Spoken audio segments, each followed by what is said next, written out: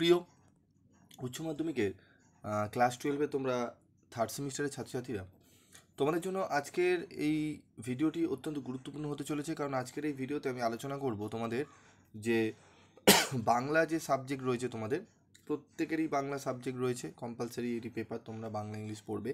তো বাংলার যে সিলেবাস, আজকে আমি সিলেবাস নিয়ে আলোচনা করব। কোন চ্যাপ্টার দিয়ে কত নম্বর মার্কস ডিস্ট্রিবিউশন রয়েছে সেই মার্কস অ্যালোটেডটা আমি বলে দেবো, এবং কোন রাইটারের বই তোমরা কিনবে সেটিও আমি তোমাদের বলবো। তো চলো আমরা কথা না বাড়িয়ে চলে আসি মূল আলোচনায়। এবং তোমরা সিলেবাস তো জানতে পারবেই আজকে, এবং তোমাদের পরবর্তী যে আপকামিং ভিডিওগুলো আসবে, ভিডিও ক্লাসগুলো, সেখানে কিন্তু প্রত্যেকটা টপিক কিন্তু কভার করে দেওয়া হবে। শুনবে এবং তার স্টাডি মেটেরিয়ালও তোমরা কিন্তু ফ্রি অফ কস্টে পেয়ে যাবে। তার জন্য তোমাদের কি করতে হবে সেটি ভিডিও শেষে বলে দিচ্ছি। তো দেখো, গল্পের মধ্যে আমাদের থাকবে আদরিণী, প্রভাত কুমার মুখোপাধ্যায়, ঠিক আছে।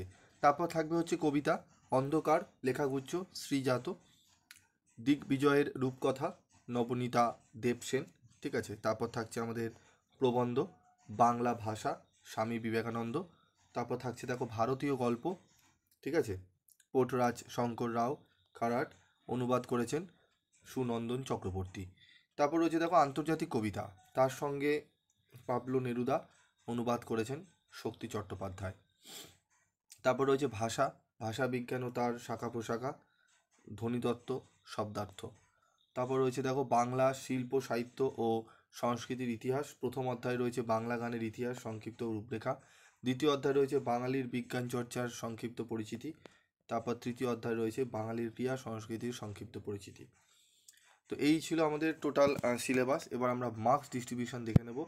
ক্লাস 12-এর আমাদের টপিক ওয়াইজ আমাদের কি মার্কস রয়েছে সেটি আমরা দেখে নেব।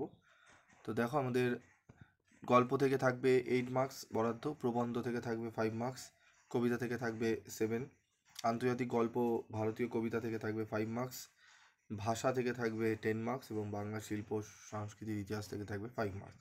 টোটাল 40 মার্কসের কিন্তু আমাদের এক্সাম হবে, এবং প্রশ্নপত্র কিন্তু কাউন্সিল করবে। তোমাদের কিন্তু অন্য স্কুলে গিয়ে পরীক্ষা দিতে হবে, বা নিজেদের স্কুলেও তোমরা পরীক্ষা দিলেও তোমাদের কিন্তু কাউন্সিল থেকে কোশ্চেন কিন্তু করবে। এই বিষয়টা মাথায় রাখতে হবে, ঠিক আছে। তো আমি পরবর্তী ভিডিওতে তোমাদের আমি প্রত্যেকটা যে রয়েছে গল্প, প্রবন্ধ, কবিতা, প্রত্যেকটা তোমাদের চেষ্টা করবো বুঝিয়ে দিয়ে তোমাদের নোটসগুলো দিয়ে দেওয়ার। তো তোমাদের কোন রাইটারের বই কিনবে, দেখো তোমাদের টেক্সট বই তো অবশ্যই ফলো করবে, এবং বিভিন্নজন বিভিন্ন বই তোমরা সাজেস্টিভ রেফারেন্স বই রাখো, ঠিক আছে। তো যে কোনো একটা রেফারেন্স বই তোমরা রাখবে। টেক্সট বইটি খুব ভালো করে অবশ্যই তোমাদের পড়তে হবে, স্কুলের যে টেক্সট বই তোমাদের পড়ানো হবে সেই টেক্সট বই তোমরা রাখবে, ঠিক আছে, পশ্চিমবঙ্গ মধ্য শিক্ষা পর্ষদের। এবং তার সাথে তোমরা কিন্তু কোনো একটা রেফারেন্স বই রাখতে পারো, সেটি তোমাদের যে কোনো রেফারেন্স বই, তবে আমার মতে বলে ডক্টর অমর পালের যে বই, ছায়া প্রকাশনীর বই, সেটি তোমরা রাখতে পারো, বা আমাদের সম্রাট এক্সক্লুসিভের বই যেগুলো বাংলার বের হয় সেগুলোও রাখতে পারো, অসুবিধার কিছু নেই। তবে যে কোনো একটি বই রাখলেই তোমাদের সুবিধা হবে। তবে তুমি যদি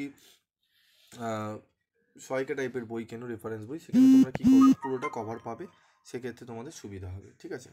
তো আজকের মতো ভিডিওটি শেষ করছি, দেখা হচ্ছে পরবর্তী ভিডিওতে। তোমাদের যদি ক্লাস লাগে ফ্রিতে, অবশ্যই তোমরা কিন্তু জানাবে কমেন্ট করে। আজকের মতো ভিডিওটি শেষ করলাম।